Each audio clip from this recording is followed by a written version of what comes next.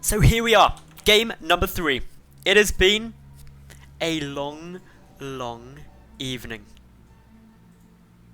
And well, this is where things get insanely tense. These two have been playing now for over 6 hours of Starcraft 2. That's hard. The mental focus required to do that is intense. They're tied 1-1. If you win this game, you're in Challenger League for Season 2. If you lose this game, unfortunately, you're out. You've then got to re-qualify, and it's a tough spot. Let me introduce the two competitors.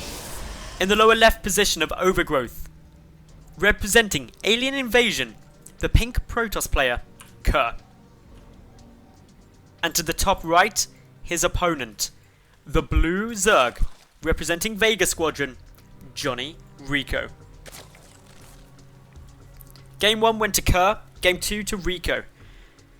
Game 1 Kerr won with a sneaky third base on an island expansion of Waystation. Game number 2, he tried to go for a big Blinkstalker play off of 3 bases, but JonnyREcco got out a nice sized Roach Hydra Force and fended it off.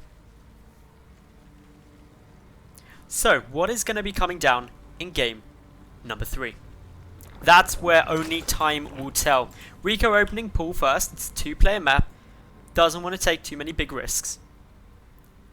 Comes down now, grabs the natural expansion, normal timing, and is he going to be going for that fast third that he's done off the back of this in game number 1? Or is he just going to grab a gas and play it a bit more safe? I'd imagine a lot of it will come down from what this Overlord sees. I want to know, is there a wall off? Is this a Forge Fast expansion or Nexus first? Or is it a Gateway expand? If he sees a Gateway expand, it should just be a gas. It's the safe way to go. So in comes the Overlord. This is kind of a telling moment. Meanwhile for Kerr, Chrono boosting out the next probe, going to be sending it down to go and take the expansion. But not going to be able to see too much. Recco knows there's no expansion yet. So should now see a gas taken, most likely. Also going to be checking for proxies. It is game 3 of a best of 3 after all. But did he spot? Yeah, he knows the Nexus is coming now. So knows that it's a gauge expand. And all timings are fairly normal. And goes to go and take his third base. Interestingly, taking the third base over to the right here. And there's some debate about which is better to take. For me, I think for Zerg, taking this one the Recco's done is a bit better. It's a bit wider and open, which means that getting force fields off is going to be harder, pushing into it is a bit tougher. And while it's a bit closer, this base to the left has a really two actually quite tight chokes where you can just get completely zoned out by force fields against Protoss. So Kerr got his natural base coming through, Recco just coming to poke in. Kerr again doing this pretty unusual pylon as part of the wall off. Or at least pylon in the middle of the wall off. Meanwhile, Recco just sneaking an Overlord by. He's got an Overlord to the top, an Overlord on the little Overlord shelf, ready to come and check. 2 links come straight in now. They're going to get a beautiful scout down. I don't think he can actually be stopped. Yep, sees the Twilight Council. That is so important, knowing that that Twilight Council is on its way. Because now, Recco has a good idea. He should get some detection. It's not 100% that it's going to be DTs. It could be blink play again. But that it's a very, very, very early Twilight Council. DTs are going to be on the way, as I thought they may be. So, Recco may actually sacrifice an Overlord in just to try and get the confirmation on this. May even sacrifice both in to try and get the confirm. Roach Warren coming through. But the Spore Coolers are what really matter. Has to get some Spore Coolers or Overseers in. Otherwise, DTs are going to cause a problem. So the Overlord is going to get sacrificed. There's unfortunately a Stalker in position though. That's going to be able to probably deny it getting into position. Move it back now. Going to start chipping away. Not going to be able to get down to there. This is really hard to try and get a scout off on. Especially when your opponent's denying it. However, Overlord on the other side, going to just try and take a peek at everything there. And this could all come down to the DTs. I actually saw at the weekend, Dignitas Tefl get annihilated by Harstam's DTs. I believe on this very map. And it does come down to whether you get detection or not. The Dark Shrine now done. A proxy pylon was discovered though and has been denied, which will delay the time they take to get over. If this Overlord can actually see them warping in by the shimmer, it could make all the difference. No sign of the DTs yet. Kerr warping them in now. Where are they being warped in? Okay, off to the side here. Will the shimmer be spotted? They're walking through. Not yet. Double Stargate behind this. Very unusual build. The lair is still... Lair's still like 10 seconds. Actually, no, 20 seconds away from completion. 3 DTs. This could be a problem. Spore crawlers need to get started so quickly. This could be make or break. A probe going to try and take the third base, but in come the DTs now. There's no detection yet. Instantly, some damage being done. Spore crawlers... Oh, sorry, Overseers can start morphing in now. The natural base may die, though. I don't think there's a way to stop this. This is actually good prioritization fire. Drones evacuating. The double queen there. A couple of lings coming through. The Rotron is going to be the next target. Where are the rest of the drone? Where's the other? Okay. Evolution chamber. Going to be the next target.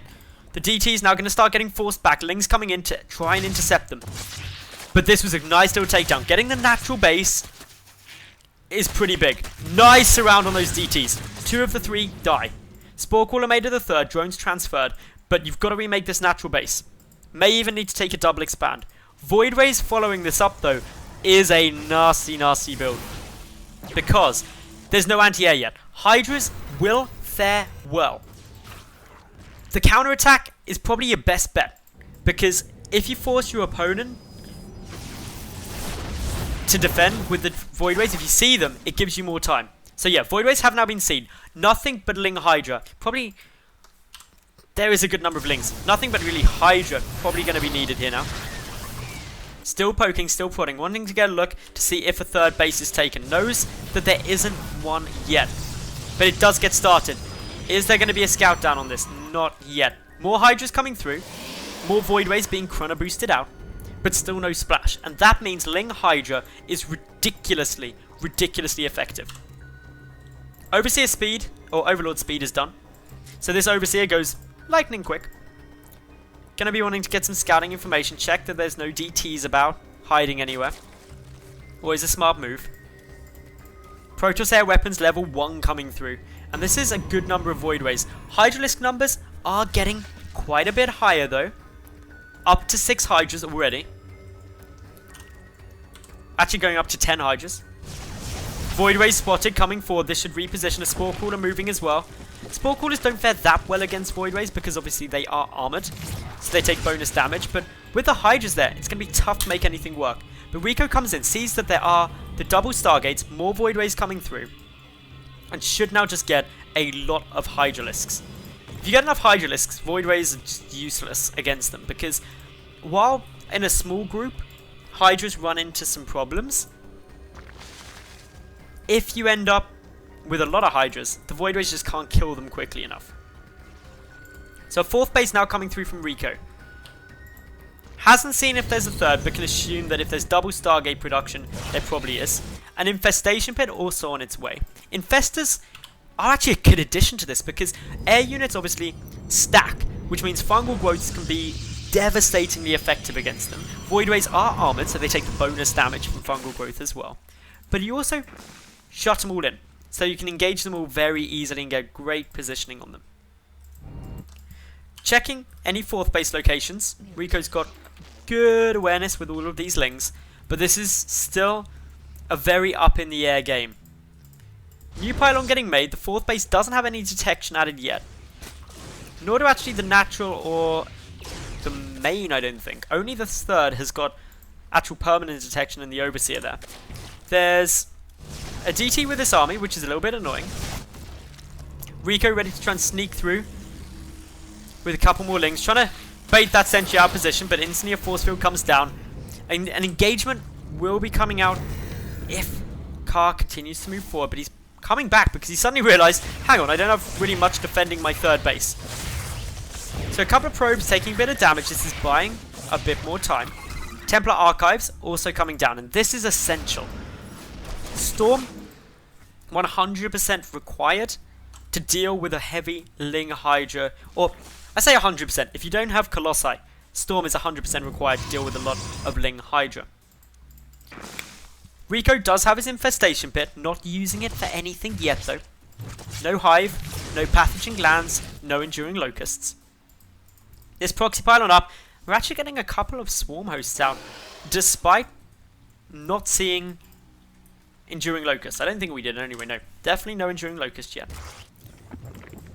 Couple of spines coming down here, wanting to make sure that this base to the right is safe, but the fourth base still very vulnerable.